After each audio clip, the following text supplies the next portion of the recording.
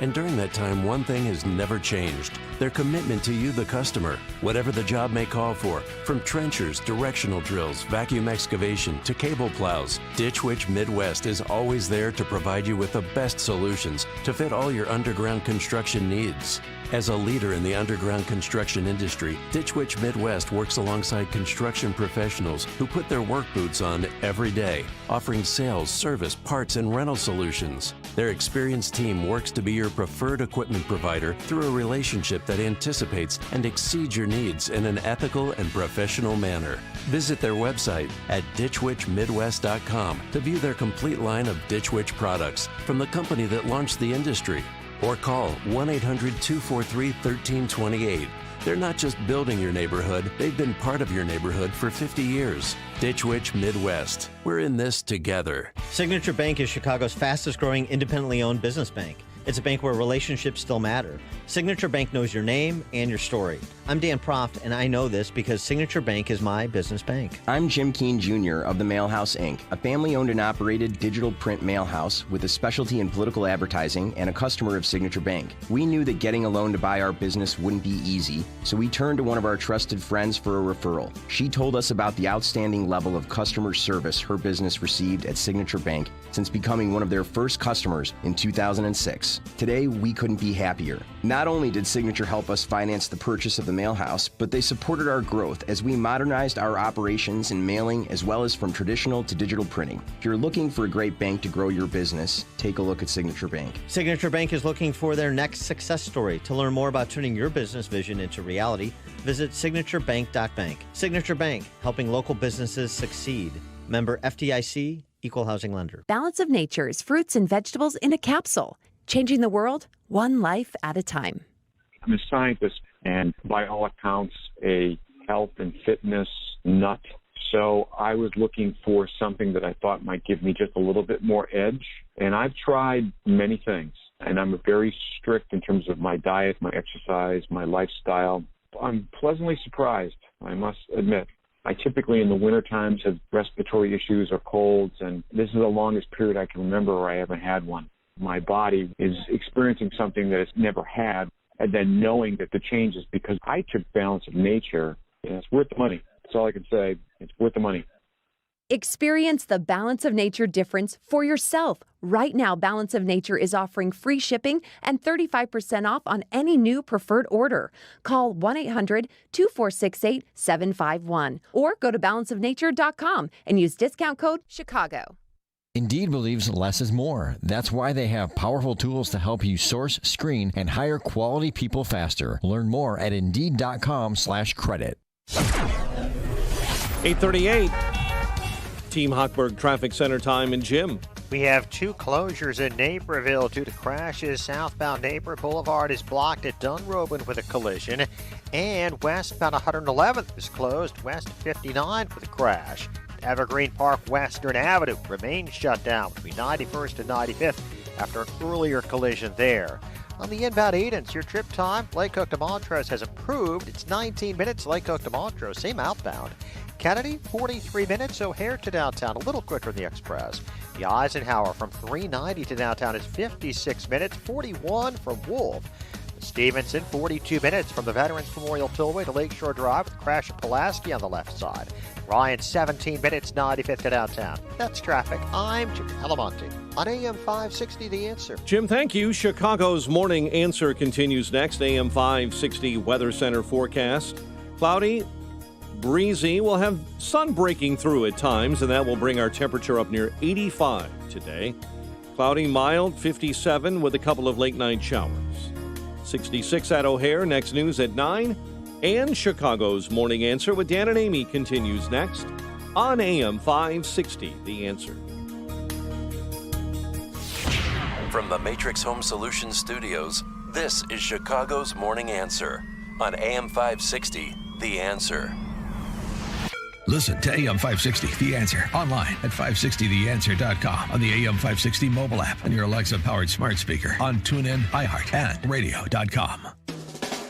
If you're looking for the latest news, insight into what it means, and the sharpest opinion, there's only one station in Chicago where you can turn, and it's this one. We're AM 560, The Answer. Top of the morning, Dan and Amy. Which is the dumbest tax hike that Biden is set to propose? A lot of competition for that. What's your favorite? Well, the Wall Street Journal opines on the dumbest being raising the capital gains, long-term capital gains to as high as 43.4%. I'm inclined to agree with them. Among other things, it will actually reduce revenue to the federal government. The history of capital gains taxations bears this out. Selling an asset is usually a discretionary decision, so investors can decide when to realize a gain or loss. As rates rise, Americans tend to hold on to their assets longer, reducing realizations. The Congressional Budget Office has found that for each 1% increase in the capital gains rate, there is a 1.2% reduction in realizations. Raise the tax as much as Biden wants, and the realizations will fall significantly. The higher rate will cost the government revenue, so why raise a tax that would reduce investment and thus wage growth, innovation, and also reduce revenue for the government? Perhaps it's just punishment for its own sake. It's just straight ideology over sound economics.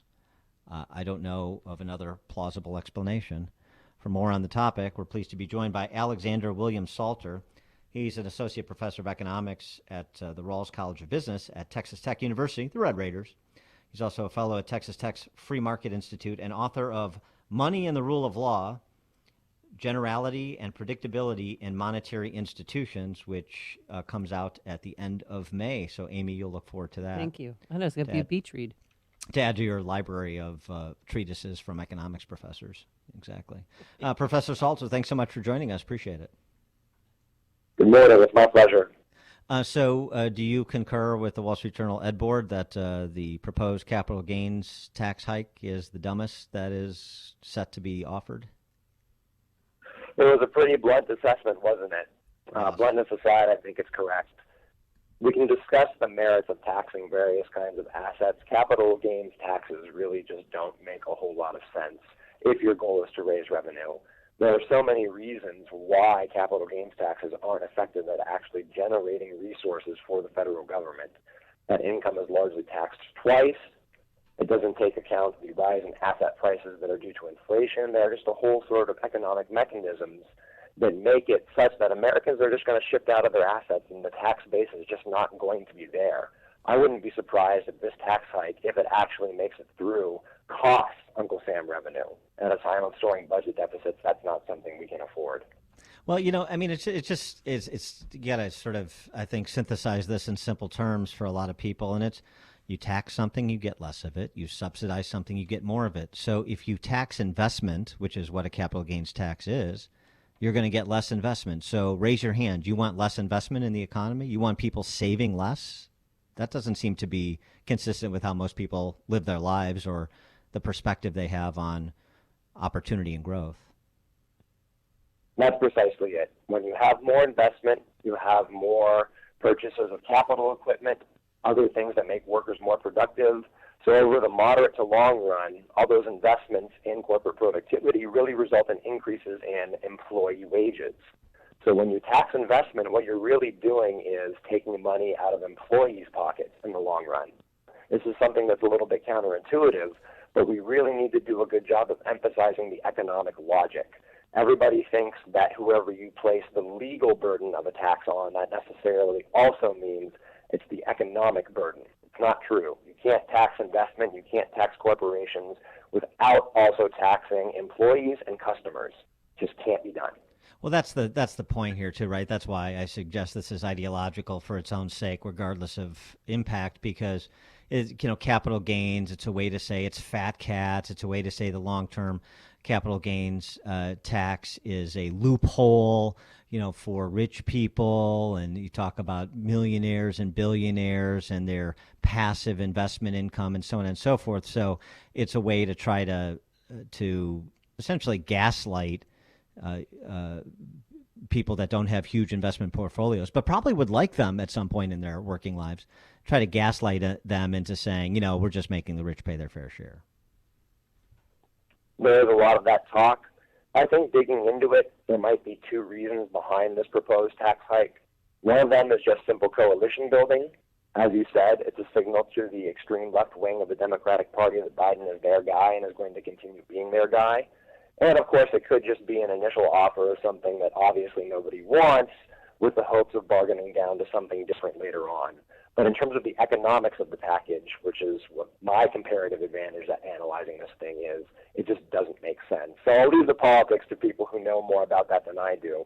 But I do think it's important for us economists to warn, look, if this thing happens, you're going to see the effects in foregone economic growth, foregone employee wages. It's not going to be the fat cats who are hurt the most over the moderate to the long run. It's going to be Main Street. Well, let's move over to the $2 trillion infrastructure plan, because I'm old enough to remember a time when, President Obama promised smart green projects and we got that Solyndra debacle. That's right. So we have another round of that going on now with the Biden administration. If you look at what's actually in this infrastructure bill, there's a couple $100 billion for roads and bridges, but there's frankly a lot more for long-term care for the elderly, and also electric vehicles, supporting systems for electric vehicles, without talking about whether these are valuable things or not. That's a debate that we should actually have in Congress where the people's representatives can weigh in. It's clear that this bill is not what most Americans understand by infrastructure. It's just another omnibus bill with pork thrown into it to try and placate Democratic Party special interests. And frankly, we can't afford it. In your op-ed in the Wall Street Journal, I was tickled by your quote from Nobel laureate Joe Stiglitz, a Keynesian. Fiscal policy is back. The $2.3 trillion infrastructure, newly defined, will create more demand, and that should give people more confidence to invest. Fiscal policy is back. Has Professor Stiglitz noted the $8 trillion in funny money over the last 12 months? $8 trillion in funny money. I assume that you're referring to Federal Reserve activity. Yes. So that's a little bit different in terms of what side of the ledger that falls on. No, I know. Bank is doing. No, I know, but my point is to say he's focused. Oh, fiscal policy is back. I mean, the monetary policy has come over the top of any fiscal solutions in quotation marks that have been offered.